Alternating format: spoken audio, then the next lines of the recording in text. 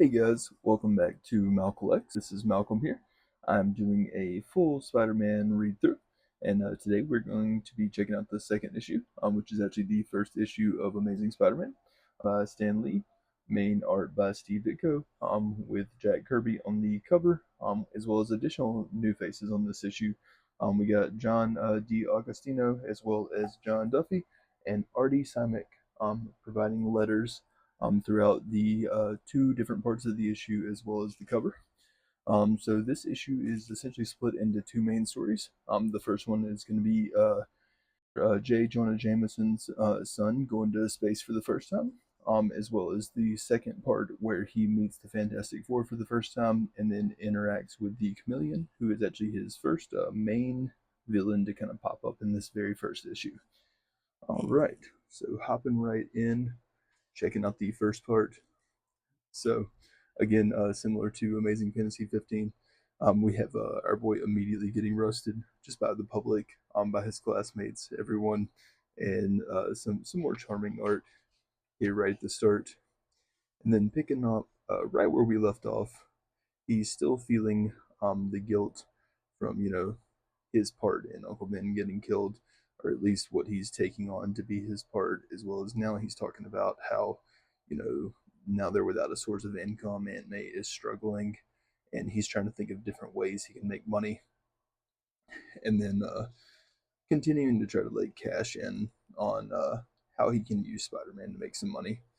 But going over to the first part, we have him deciding to go for the Spider-Man event to try to make some money rather than hang out with his classmates. And here we are, the second time he's getting roasted right here on like page 3. Then moving on, here we have him trying to cash a check under the name Spider Man. Obviously, that's not working out for him too well. And then right here, at the first appearance of J. Jonah Jameson.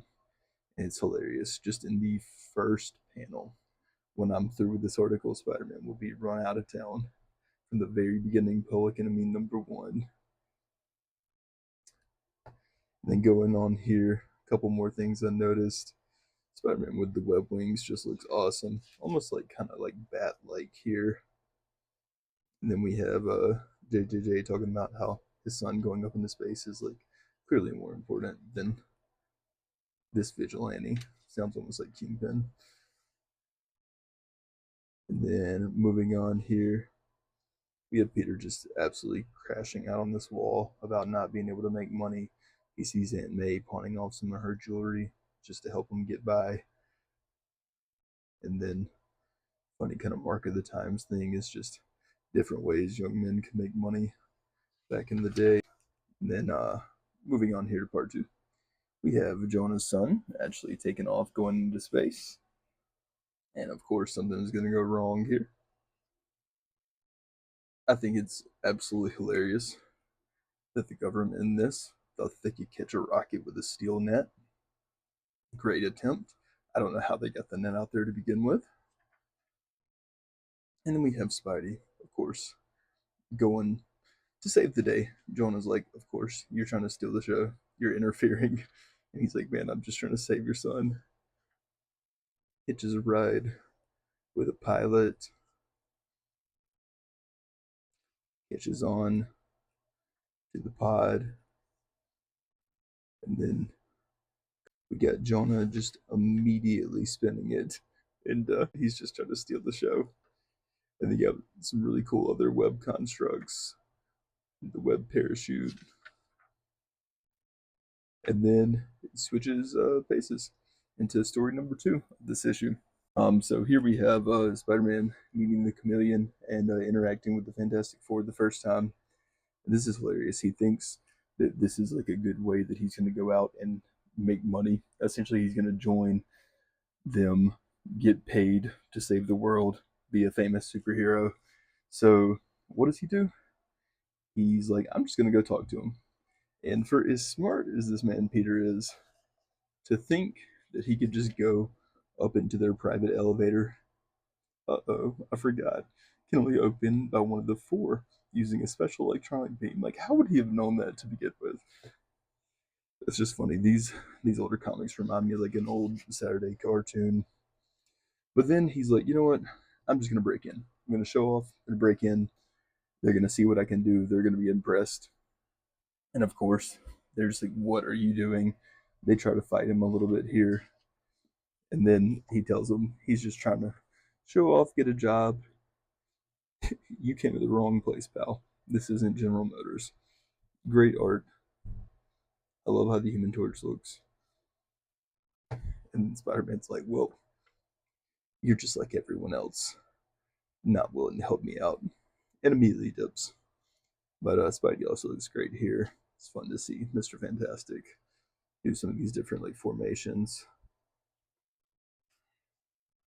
And then you have the Chameleon. He sees that Spidey has broken into the Fantastic Four's Baxter building, and he says, "You know what? Spidey must be after the money. What a perfect guy to frame after I steal these missiles." Great design, by the way. I love this little Spidey ad.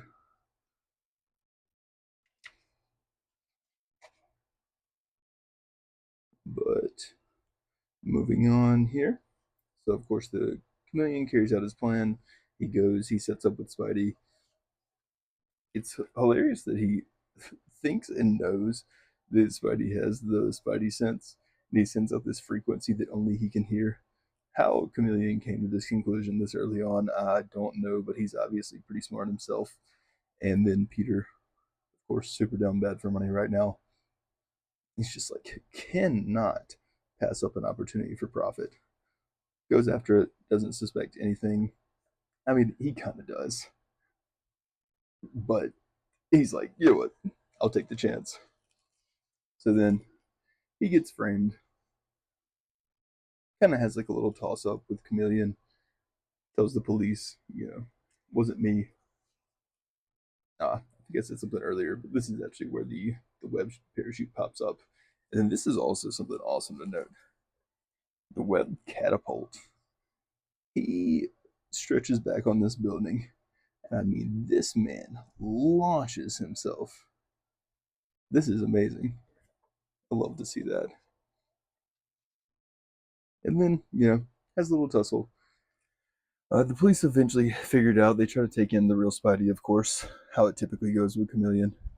And then Chameleon gets busted, has the tear in the uniform, and FF are like, hey, wish he wouldn't have run off so soon. Of course, he'll be back. So, fun little two-part issue.